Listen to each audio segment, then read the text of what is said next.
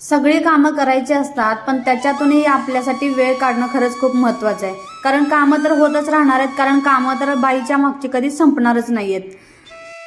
Hello, हाय, नमस्कार मंडळी. मी स्वाती तुम्हा सर्वांचं आपल्या नवीन एका व्हिडिओमध्ये अगदी मनापासून स्वागत करते. तर बघा, ठरवलं होतं एक आणि घडतंय वेगळंच. खरं तर मी ठरवलं होतं की आता जसं पारायण चालू केलेलं आहे तर ते सकाळी लवकर उठून सुरू करायचं आणि वाचन जेवढ्या लवकर करता येईल तेवढ्या लवकर करून घ्यायचं. दुपारच्या पुढे टाईम जाऊ द्यायचा नाही.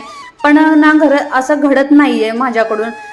माहिती नाही आता कशामुळे होते. कदाचित लहान बाळ असले की असंच होत असावं असं मला वाटते. कारण काय, त्यांच्यामध्ये थोडा वेळ जातच असतो आपला.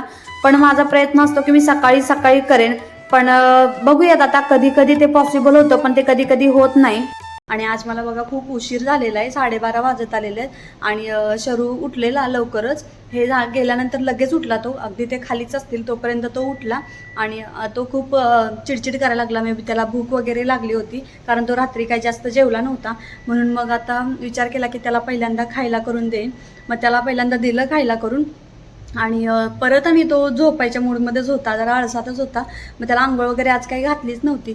मग त्याला आंघोळ वगैरे नंतर उठल्यानंतरच घालणार आहे मी.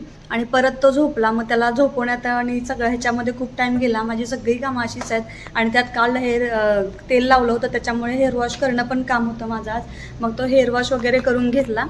त्याच्यामध्ये खूप टाईम गेला. तर आता पटकन कामं आवरायला घेते, जेणेकरून तो उठायच्या अगोदर माझं जेवढं होईल तेवढं मी काम पटकन आवरून घ्यायचा प्रयत्न करते. जसं ठरवते मी लवकर करेन तसं कामांना उशीरच लागतोय. पण मी आता विचार करते की थोडंसं टाईममध्ये चेंज करावं, म्हणजे रुटीन थोडंसं चेंज करावं. की जेव्हा पण आपण पारायण करायला बसू तेव्हा शरू जेव्हा झोपेला आला असेल तेव्हा मी पारायण करायचा विचार करणार आहे. कारण त्याला मांडीवर घेऊन करायचा विचार करते, जेणेकरून त्याच्याही कानावर पडेल. आणि अलीकडे मी जेव्हा पण वाचन करते ना तेव्हा तो येतो, स्वतःहून पाया पडतो. आणि हा त्याच्यामध्ये झालेला बदल ना मला खूप पॉझिटिव्ह वाटतो. म्हणून म्हटलं हेही करून बघावं. आणि ते ऐकत ऐकत जर तो झोपी गेला तर हे तर खूप छानच होईल. कारण असे मंत्र कानावर पडत पडत जेव्हा मुलं झोपी जातात तर ते कधी पण चांगलंच असणार आहे.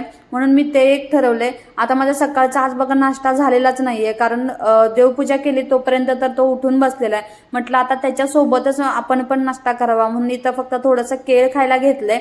आणि आज ठरवते की थोडंसं, काल भाजीपाला आणला होता तो थोडासा व्यवस्थित लावून घेईन फ्रीजमध्ये. कारण काय होतंय, पसारा वाढत गेला की त्याचा फ्रीजचा असा पसारा वाढत जातो. परत मग महिन्यातून एकदा क्लीन करायला घेतलं की खूप वेळ जातो त्याच्यामध्ये. क्लिनिंग ठीक आहे, पण अरेंजमेंट तरी व्यवस्थित असावी. त्याच्यासाठी मी थोडासा विचार केलेला आहे की आज ते पण करून घेईल. तर मग आता मी इथे पटकन ते करायला घेते, कारण थोडासा वेळ मला भेटलेला आहे. त्याला मी गुंतवलेला आहे की मोठू पतलू लावून दिलेला आहे टीव्हीवर. म्हटलं आता तो बघत बसलाय तर तोपर्यंत आपण आपली कामं उरकावीत. कारण मी काल ना आणल्यानंतर अशाच भाज्या ठेवल्या होत्या, फक्त थोड्याफार भाज्या, म्हणजे कांदे, बटाटे आणि ऑरेंज वगैरे. त्याला जी फळं आणली होती ती फक्त मी फ्रीजवर पटापट ठेवून दिली सोडून. आणि आता जे हे भाजीपाला वगैरे आणलं होतं ते तसंच ठेवून टाकलेलं, कारण तो असं काय करायला लागलं की करून देत नाही. खरं तर तो झोपायची मी वाट बघत होते परत एकदा, पण ते पण काही पॉसिबल नाही आहे. आणि हा जास्त दिवस ठेवायचा म्हणजे ते खराब होऊन जाणार. ह्या मिरच्या वगैरे आपण जास्त दिवस ठेवतो ना त्याच्यामुळे परत ना खराब होतील. आणि त्याची देठं काढून ठेवली ना तर त्या जास्त दिवस टिकतात आणि चांगल्या राहतात, फ्रेश राहतात. म्हणून त्याची देठं काढून असे बंद डब्यामध्ये ठेवायची.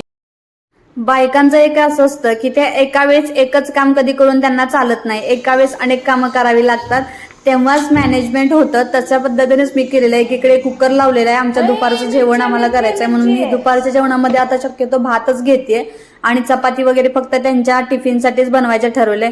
लगेच ते कुकरची शिट्टी वगैरे झाली, म्हटलं परत यावं करायला. तोपर्यंत शरूनेही इथं माझ्या कामाला हेल्प करायला चालू केली होती. म्हटलं ठीक आहे, शांतपणे करतोय तोपर्यंत करून द्यावं. कारण इकडून त्याला बाजूला केलं की मग तो काहीच करून देणार नाही आणि तो सतत म्हणेल की माझ्याबरोबर खेळ. खेळायचं काही नाही, पण आपला दिवसभर किती खेळणार ना, कंटाळून जातोय. एकट्याने मुलांना सांभाळणं खरंच खूप अवघड असतं बरं का. आता ह्याचा एक्सपिरियन्स येतोय मला. कारण मी खरं तर ना, आता आपण म्हणतो की मुलांना वेळ दिला पाहिजे, वेळ दिला पाहिजे. पण आपण जेव्हा एकटी कोणतरी घरात असते, आता समजा आपण एकटे घरात आहोत, खरं तर मी त्याच्यासाठी जॉब सोडलेला आहे, कारण त्याच्याबरोबर टायमिंग स्पेंड करता यावं म्हणून. आणि आपण दिवसभर त्याच्यात असतो ना, एकदम फ्रस्ट्रेट होऊन जातं ना एवढं, कारण आपण कंटिन्युअस ते हे नाही हँडल नाही करू शकत. त्यांचे जे मूड स्विंग्स असतात ते आपण हँडल नाही करू शकत प्रत्येक वेळेस, कारण कधी कधी मुलं चिडचिडी होतात, कधी कधी त्यांना खूप खेळायचं वाटत असतं, कधी कधी त्यांना खूप हॅपी फील होत असतं. मग त्या प्रत्येक मूड स्विंग्समध्ये आपणही त्या पद्धतीनं राहावं लागतं. आणि बऱ्याचदा असं होतं की ते पॉसिबल होत नाही, आणि अशा काही ते गोष्टी करतात की आपण आपला तिथं राग कंट्रोल करता आला पाहिजे. आणि बऱ्याचदा असं होतं की माझा तो राग अनावर होतो आणि येतो पुढे की आपण राग व्यक्त करून तोपर्यंत लगेच लक्षात येतं की नाही, थांबायचंय. मग ते अशा गोष्टींचे खरंच पेशन्स वाढतात म्हणू शकतो आपण. लहान मुलं जेव्हा येतात ना घरात, खरंच पेशन्स वाढतात, कारण कामली किती घ्यायचं आपल्याला कुठल्या गोष्टींना ते समजतं. आणि खरंच एकट्याने मुलांना हँडल करणं खरंच खूप अवघड आहे, कारण आपल्या स्वतःकडे दुर्लक्ष होतच, आपलं नाही असं नाही, पूर्ण दुर्लक्षच होत असतं. आणि दुर्लक्ष होण्याचं कारण म्हणजे आपल्याला त्याच्याकडे 100% लक्ष द्यायचं असतं, म्हणून आपण त्या गोष्टी सॅक्रिफाईस करत असतो. आणि एकही मिनिट असं होत नाही की त्याच्याकडे दुर्लक्ष करून चालेल, कारण तोपर्यंत त्यांनी वेगळंच काहीतरी काम करून ठेवलेलं असते. त्याचं काम निस्तारता बघा, इकडे माझा कुकर करपला आहे, मी जरा डाळ जास्त मला मऊ करायची ती सॉफ्ट, कारण डाळ हे बोलले की तिखट डाळ बनव थोडीशी, म्हणून मी जास्त जरा मऊ शिजवण्यासाठी बारीक गॅसवर ठेवली होती, तर इकडे डाळ करपली आहे. आणि बघा हा माझा खोडपात्री कसा काम करतोय म्हणण्यापेक्षा कामच जास्त वाढवतोय. आणि त्याला अडवायचं म्हणजे कधीही मी शॉपिंग करायला घेईन तेव्हा तो ड्रॉवर उघडेल, त्याच्यातून कैची चाकू ह्याच गोष्टी उचलतो तो. आणि काय करू, ते दुसरीकडे तर ठेवणार कसं, आणि काय करणार. मला मॅनेजमेंट थोडंसं माझं हलतंय, पण त्यातूनही मला स्वतःला सावरण्याचा प्रयत्न करते, कारण हे सगळं अनुभवातूनच शिकत असतं माणूस. आपण दुसऱ्याला सल्ला देणं खरंच खूप सोपं असतं. जेव्हा एखादी व्यक्ती त्याच्यातून सर्व्हाइव्ह करत असते ना, त्याच व्यक्तीला कळतं की हे कसं हँडल करायचं. कारण प्रत्येक मुलं ही वेगळी वेगळी असतात. काही मुलं शांत असतात, काही मुलं हायपर ऍक्टिव्ह असतात, काही मुलांना फक्त माणसंच लागतात खेळायला, जसं की माझ्या शरूला लागतात की त्याला फक्त माणसांसोबत खेळायला आवडतं, म्हणजे जिथं मी आहे तिथंच तो खेळेल, किंवा जिथं बाबा आहेत, बाबा पण त्याला एवढे लागत नाहीत, पण त्याला मीच जास्त लागते, कारण मी कंटिन्युअस घरात असते ना. तर बघा इथं माझी भाजी पण बोलत तयार झालेली आहे. ह्या पद्धतीची ना भाजी मी अगोदर आता बनवायला लागलेली आहे, 2-3 वेळा बनवलेले. आम्ही ना पहिल्यांदा गरगटं बनवायचं पालकाचं, तुमच्याकडे काय म्हणतात त्याला माहित नाही, पण भाकरी बरोबर ते पण छान लागतं. पण मी आता ही भाजी बनवायला चालू केलेली आहे आणि खूप छान लागते, आणि शरू पण खूप आवडीने खातो ना, आम्हालाही खूप आवडते. आणि इथं नवरोबा येणार होते, म्हणून नवरोबांसाठी खास म्हटलं काहीतरी पटापट बनवून ठेवा म्हणून भेळ बनवून ठेवली, आणि ते यायच्या टायमिंगलाच बनवून ठेवली बरं का. पण यांना यायला नेहमीपेक्षा 10-15 मिनिटं उशीर झाला, आणि ती भेळ झाली अशी सॉफ्ट झाली, एकदम कुरकुरीत अशी राहिलीच नाही. म्हटलं जाऊ दे, त्याच्यासोबत त्यांना मग थोडीशी चकली दिली खायला कुरकुरीत असं, आणि शरूपासून अडवून म्हणजे लपवून अशी मी त्यांना दिली बरं का खायला.